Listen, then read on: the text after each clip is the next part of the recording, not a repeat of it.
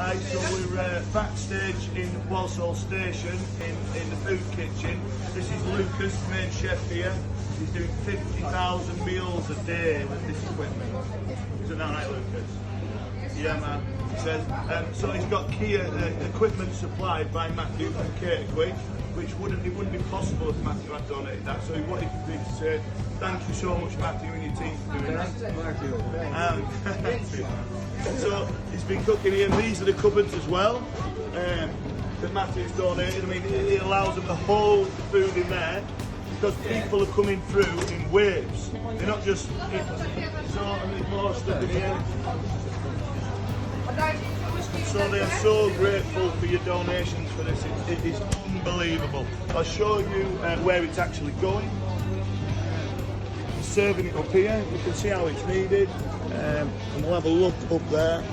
So this is the people that it's needed. So everything you give is going straight to the people. Thank you, guys.